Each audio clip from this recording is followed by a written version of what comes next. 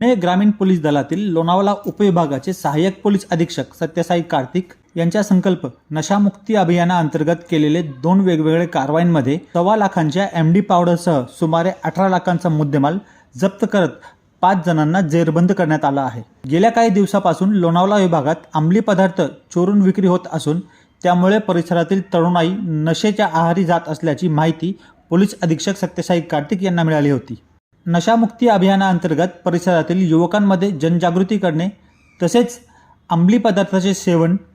साठवणूक व विक्री करणाऱ्यांवर कठोर कारवाईचा बडगा सत्यसाई कार्तिक यांनी लोणावळा येथील उपविभागाच्या पदभार स्वीकारल्यानंतर उगारला आहे।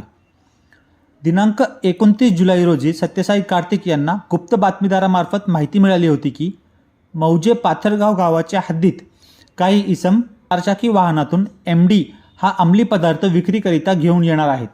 त्यानुसार सत्यसाई कार्तिक यांच्या पथकाने परिसरात सापळा रचून मिळालेल्या बातमीप्रमाणे मौजे पाथरगावजवळ जुने मुंबई पुणे हायवे रोडवरील हॉटेल मावळ माची समोर एक संशयित वाहन थांबल्याने त्या वाहनातील इस्मांकडे चौकशी केली असता त्यांनी उडवाउडीची उत्तरे दिल्याने व त्यांच्यावर संशय असल्याने पोलीस पथकाने त्यांची झडती घेतली असता त्यांच्या ताब्यातून एकूण 5.05 ग्रामची एमडी पावडर मिळून आल्याने सदरचा माल ताब्यात घेऊन चौकशी केली असता त्यांनी हा माल विक्रीकरिता घेऊन जात असल्याचे सांगितले। योगेश गायकवाड व नारायण दाभाडे असे अटक केलेले इस्मांची नावं आहे, ज्यांच्या विरोधात NDPC ॲक्ट 1985 चे कलम 8 क, 21 ब व क तथा भारतीय संहिता कलम 3 चे 5 अन्वये कामशेत पोलीस ठाण्यात गुन्हा नोंद करण्यात आला आहे।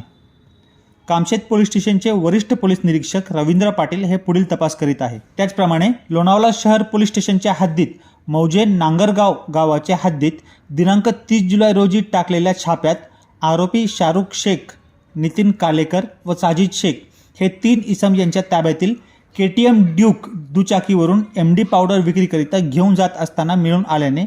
त्यांच्या ताब्यातून एकूण 7.1 ग्राम एमडीची पावडरसह सुमारे 1,25,000 रुपयाचा मुद्देमाल जप्त करण्यात आला असून लोणावळा शहर पोलीस स्टेशन येथे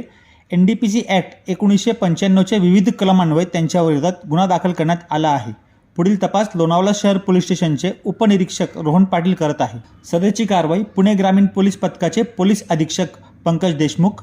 अपर पोलीस अधीक्षक रमेश चोपडे यांच्या मार्गदर्शनाखाली लोणावळा उपविभागाचे सहाय्यक पोलीस अधीक्षक सत्यसाई कार्तिक, सहाय्यक पोलीस निरीक्षक सचिन राऊळ, पोलीस उपनिरीक्षक शुभम चव्हाण, पोलीस हवालदार नितीन कवडे, अंकुश नायकोडे, दत्त शिंदे, पोलीस कॉन्स्टेबल गणेश येलवंडे, सुभाष शिंदे, अंकुश पवार, अमोल ननवरे, महेश थोरात, गणेश ठाकूर व प्रतीक काळे यांच्या पथकाने केली आहे।